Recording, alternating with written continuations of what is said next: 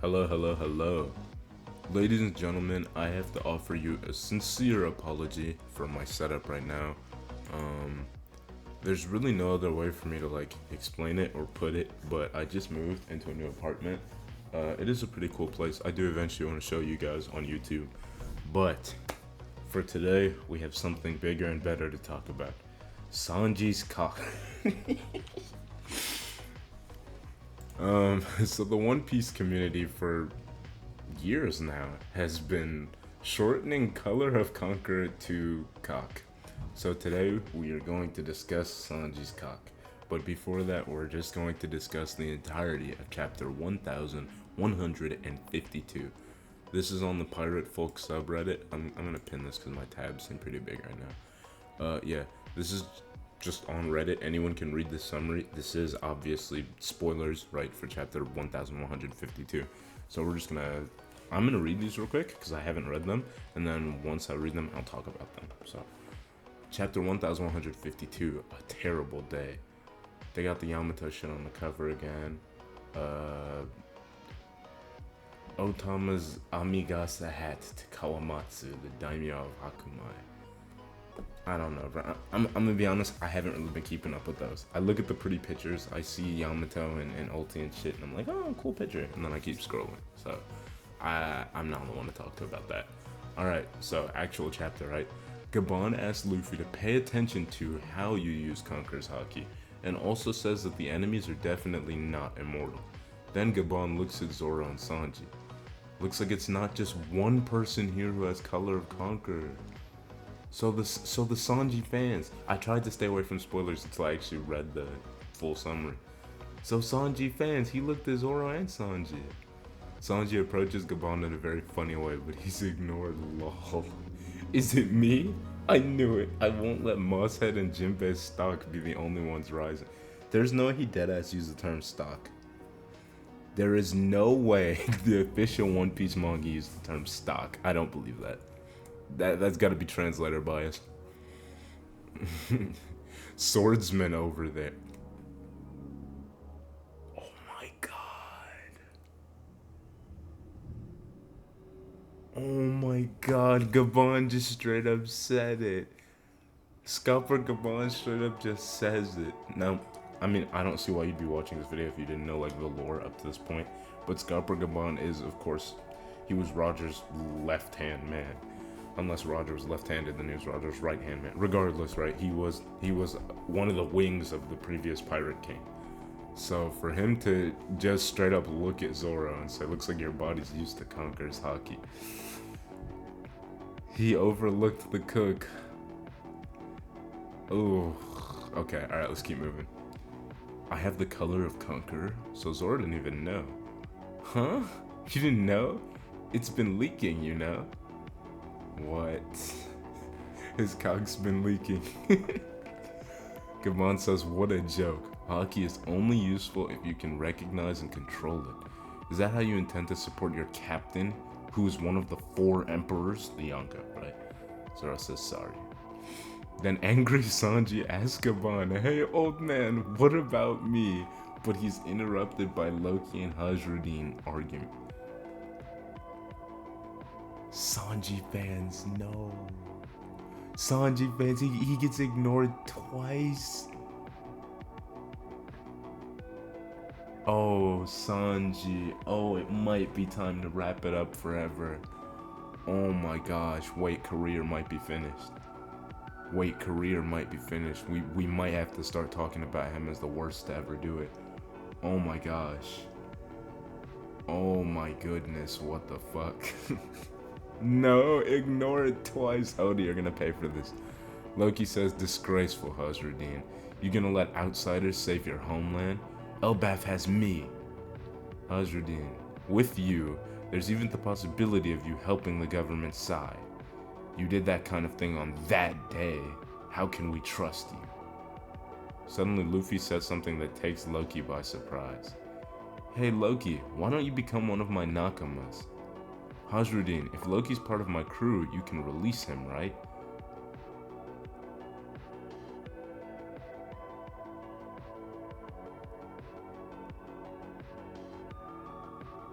Are we serious? Wait, what?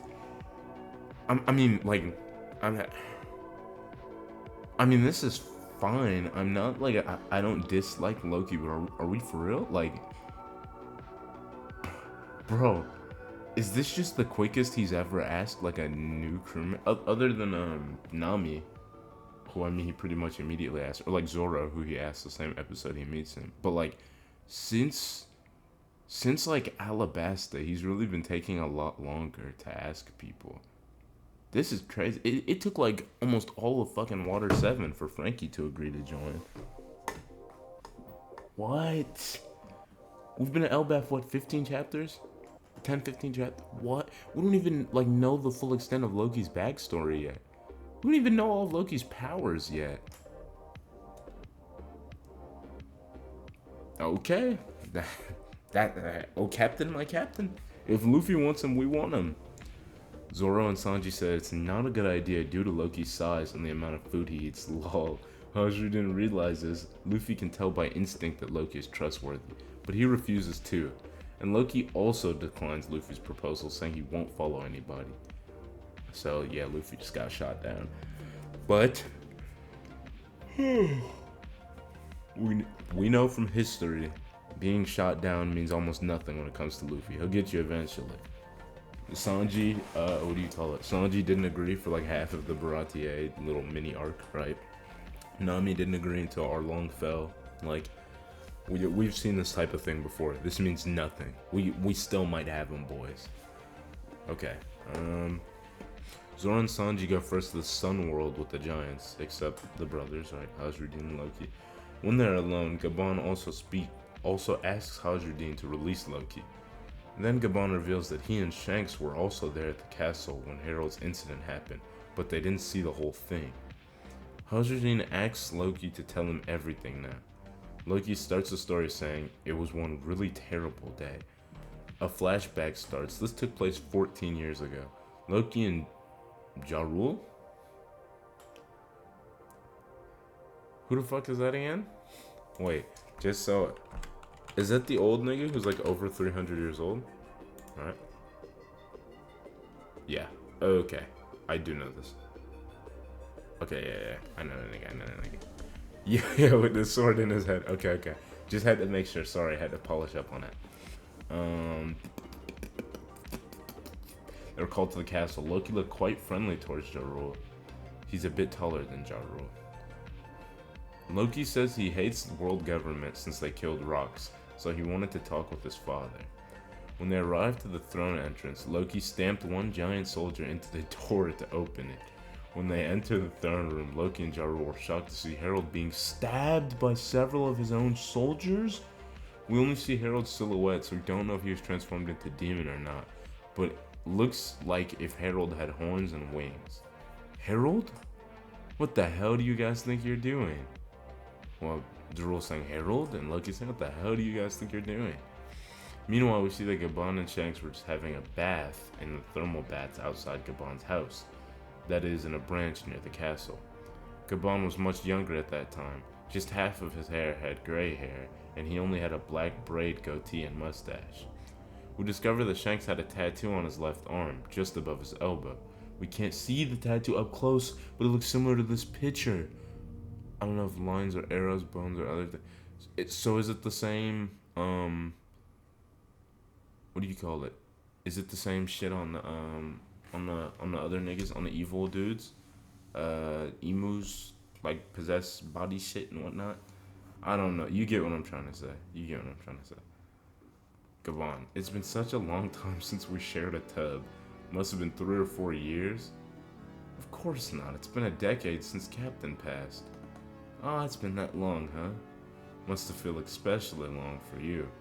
Indeed, my life has completely changed. To tell you the truth, I wanted to just live a long life being some jolly pirate with Buggy. No! That's right, because you remember when Shanks and Buggy are talking about it right before they go off their separate ways. Shanks says he didn't really want to be Pirate King. Like, he says, okay guys, let's go get the One Piece. He doesn't say that, like, until, what was at the end of Wano? He really did just want to just chill with Buggy for the rest of his days. Because of that, there's so many things I want to know about Elbaf too. Excuse me, y'all. Gabon says, well, you are the child of destiny. Let's not talk about these complicated stuffs today, Shanks. Then both talked about their adventures, like when they met Dory and Broggy in Little Garden, and Ripley appears to greet Shanks. Finally, Shanks explained that he's in Elbaf because he wanted to talk with King Harold about something. At the same time, we see a mysterious shadow in the castle opening the treasure room with the legendary Akuma no Mi in a chest. That just mean devil fruit? What devil fruit?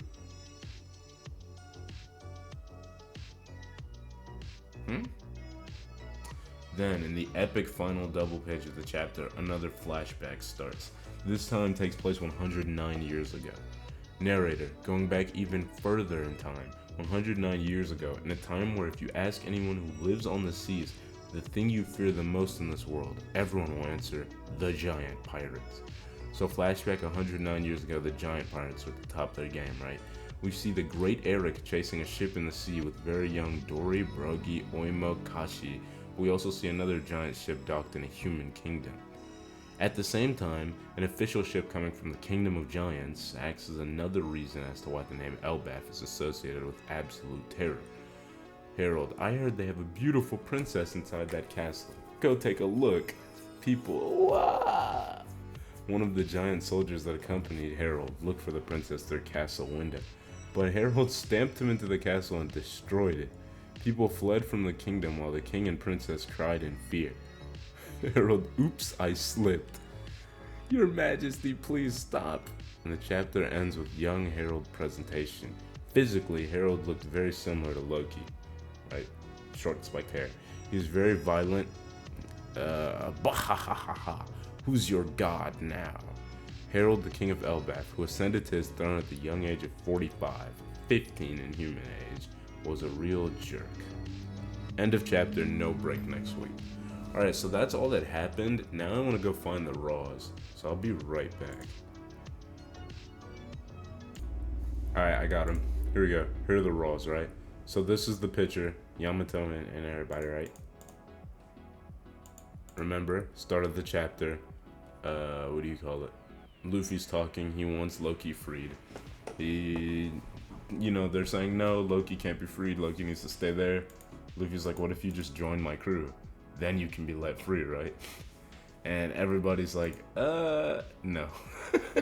No, absolutely not. Okay, wait. It is very important that we see Sanji getting bitched. He did look at Zoro and Sanji. Okay, yeah, so he looks at them both. But it appears that he was just talking to Zoro.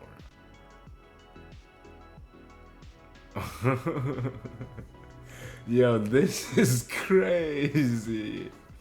Yo, Sanji really got right up in his face too. Oh my god. Is this just the saddest thing I've seen? Okay, yeah. So, this is the argument, right? Luffy's asking if he could just join the crew. Yeah. Nobody's going for that. And then, yeah, the rest of the discussion occurs, right? Pretty much all the things I just read about, so I'm not going to go into great detail. This is the first part of the flashback. This is them entering the castle, right? And then Loki walks in and sees his own father getting stabbed to death, which is a pretty crazy ass sight to just witness. Okay, here we go. Whew. Yeah, it definitely does look like he has some horns and some of the, like, the demonic design. Yeah, it does look like he has that, huh? Wow, so this is like some Julius Caesar shit. Maybe. We don't know the full context of what's going on here, but... Okay, here we go. Here's naked Shanks, and yes, a noticeably younger Gabon. There's Ripley.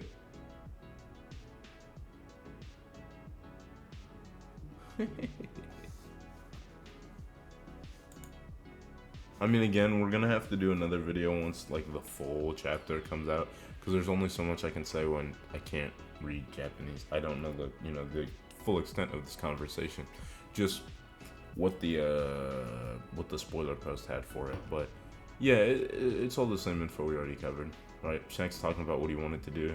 The two of them swapping adventure stories, and then at the end here you have the flashback to the young King Harold. Does he look quite similar to Loki? Does I don't know if I love that description. I mean, remember, right? The horns are being one of the ancient giant, like having a tie to the older bloodline, right? But like, does he appear ultra similar to here? Does he really look like it? I don't know. I mean, that's his dad. Of course, they share some similarity, but I think it's pretty distinctive, actually. I will say he looks nothing like Hazardin. Or Hazardin looks nothing like him, at least. Are we actually fucking buffering right now, dude? Hey, guys. See, that light is pretty annoying, isn't it? I know. There's curtains on every window in the house except that one. I just haven't found a curtain rod that's the right size yet. Anyway, anywho, let's get a good Loki pick. This one should be fine. This colored in image. No, it would be fine if it was fucking loading. Whatever. Yeah, does he look similar? I guess so, man. I guess so, man. I don't know. Okay. Okay. Well, that's pretty much it. My overall thoughts on this chapter, I guess I'll offer those now that I've actually like gone over what the chapter was about. So let's go back. We'll start with the burning question in everyone's mind. What do I think about Zoro's CoC? And do I believe that Sanji has a CoC? Yes. Yes and yes. I think Zoro's Conqueror's Haki will be very good at the end of the series. And actually, this is something that I've been wondering. Will we potentially see Zoro be a better Haki user than Luffy by the end of the series? Because think about it, right? Think about like Mihawk and Shanks. Think about like Roger and Rayleigh. Like when there are big guys, when there are big CoCs in One Piece, right? And you got these huge titans, right? The top tiers, the dudes who would make up Kaido's top 5, right? They all kind of have something that they're ultra good at. They're good at everything, but they're specialists in something, right? Like Whitebeard was probably the best devil fruit user of his era, right? The sea quake fruit, people literally thought that shit was gonna destroy the world, right? They said Whitebeard was the pirate that could destroy the world, right? Whereas like Shanks is a hockey man. He's a hockey specialist. He's a swordsman, but people don't even typically like regard him as such. And when we see Shanks fight, it's rarely ever shing shing shing. It's always just one quick sword slash and then a fucking multitude of Conqueror's Haki behind that shit, right? I'm almost wondering if because Luffy has this godly fruit, even though we know Luffy's amazing with this Haki, right? When he used Ryoa in Wano, and when he used all the other crazy fucking techniques that he had, right? Obviously, advanced coding of Conqueror's Haki and his insane observation Haki and all that. But like, will Zoro be better than Luffy at Haki? Because Luffy has a godly devil fruit, right? Sanji, even if Sanji does get Conqueror's Haki, which I'll touch on in a second, Sanji has his biologically superior, scientifically altered ass body. Zoro's just a dude.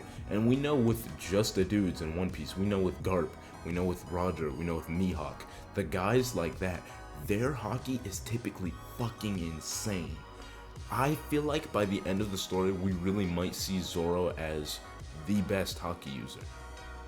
He's also the Straw Hat who I'm pretty sure used all three first, right? Like the first one to hit all 3 boxes. I'm pretty sure He uses observation first because he hears the voice of all things when he like knows, not the voice of all things, but he like he knows when the rocks are falling. Fighting Mr. One, right? He's not the first one we see use armament actually, but he's also definitely, Luffy's the first one we see use conquerors. Okay, I might have been dick riding. I might have been gassing, but I know for a fact he used observation first against Mr. One, and then yeah, he coded conquerors before Luffy did too. We see it with Asura. I mean, that's my interpretation of Asura. I think that shit is Conqueror's Haki. It's like when Shanks swung his sword and there was a fucking Haki griffin that was like behind his sword. I don't know. I personally think by the end of the series, Zoro might have better Haki than Luffy. I think his Haki will be better than Mihawk's, obviously, because that's who he needs to kill, or at least defeat. I don't know. Any name you could throw out there. Shanks, Garp, everybody. I think Zoro will probably end up surpassing them in that aspect because that's what he does. It's his thing, right? He's going to be the world's strongest swordsman and probably the world's greatest Haki master. As far as Monkey D. Luffy goes, this chapter doesn't really like do much for him. I mean, we're probably going to recruit Loki, but it hasn't happened yet. He's obviously, Gabon is going to explain to him some sort of way to defeat the enemy, right? Gabon said they're definitely not immortal, so he's going to find the way and he's going to give it to Luffy. And then last but not least, right, Sanji's CoC. What do we think about it? What do I think about Sanji's coding of conquerors, color of conquerors, color of the Supreme King, whatever the fuck you want to call it, right? I don't think Sanji has it. And I think if Sanji does have it, it will probably never be very advanced. Here's why, right? 1, Luffy and Zoro both already have it. And Yamato's parallels to Oden. Yamato's more than likely going to come back aboard the ship at some point, right? A crew doesn't need too many conquerors. That's why the Rocks Pirates didn't work. And yes, we know the Straw Hats are the most tightly knit crew in the entire series and they love each other oh so much, but a crew doesn't need that many conquerors. The story narratively tells us that. Shanks' crew is one of the strongest ever. And how many conquerors does it have? 1 confirmed? Blackbeard's crew is strong as fuck. And how many people are conquerors on Blackbeard's crew? Again, like 1, 2? I mean, Aokiji isn't even confirmed to have conquerors yet, right? Whitebeard's crew, another one of the strongest possible. Wasn't it just Ace and Whitebeard himself? We've never even seen Marco use that shit. Like, I don't know if Sanji's gonna have it. And then 2, obviously, it's the color of the Supreme King. And Haki is basically ambition, right? I'm pretty sure that's 1-to-1 what it translates to. It's your ambition. From the start of the series, Sanji is an ambitious man, but we know what his ambition is. It's not to be the strongest. It's not to topple the entire world order. It's not to become the Pirate King. It's not to become the strongest. He doesn't even care about being the best chef. He just wants to do right by Zeph, separate himself from his god-awful family, and find the All Blue. He has strong ambitions, but they're not kingly ambitions. Zoro wants to be the best, right? He wants to be the top guy of all the swordsmen. Luffy wants to be the top pirate, right? And people say like, oh, why does Ace have it if he wanted Whitebeard to be the Pirate King? Well, first of all, and there's no proof for this yet in the story, but we know families matter a lot in One Piece, right? Ace is a D. Port gets D Ace. His dad was literally the fucking Pirate King, right? I don't think it's a stretch to say him maybe inheriting Conqueror's Haki is crazy. I don't know. Me personally, I don't think that's crazy. Yeah, he didn't have the kingly ambition, so to speak, but he was a pirate captain. He was the captain of the Spade Pirates, right? He didn't want to be Pirate King, but he did want to step out of his father's shadow, Roger's shadow, right? He didn't want to be associated with Roger. He didn't like him. So, I mean, to say he has, like, no kingly ambitions, I just don't see it.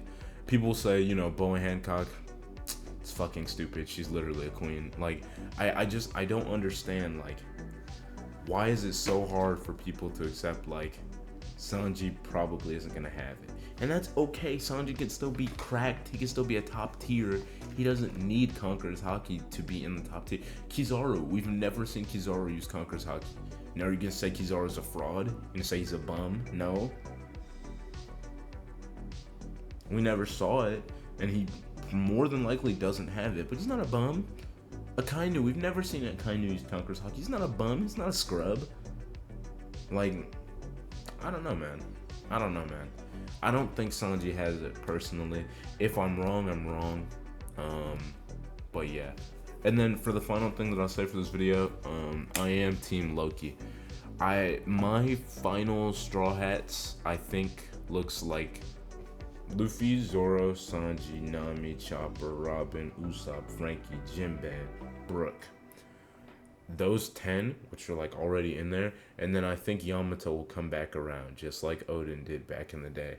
And on top of that, I think that Loki will probably travel somewhere with them. I don't think he's gonna become like a permanent member, right? Like everyone will always and forever remember him as one of the Straw Hat Pirates.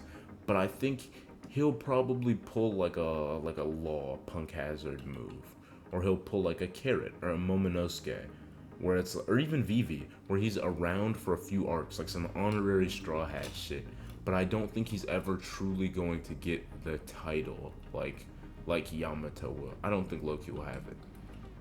I don't think he'll join the Grand Fleet either, because I don't see him doing that. There's no real reason for him to do that, but I do think he'll tag along for a while, and he might even tag along for the final saga, right? The final war. He might even fight someone on Blackbeard's crew, or fight one of the admirals of the Navy or something. We don't really fucking know, but I think it'll be the 10 that we already have, plus Yamato.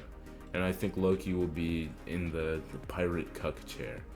But anyway, those are my thoughts on the chapter. I'll probably do a more in-depth dive once we have the official chapter.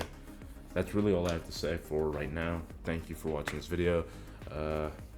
Like and subscribe if you want to support the channel. I appreciate you. Peace.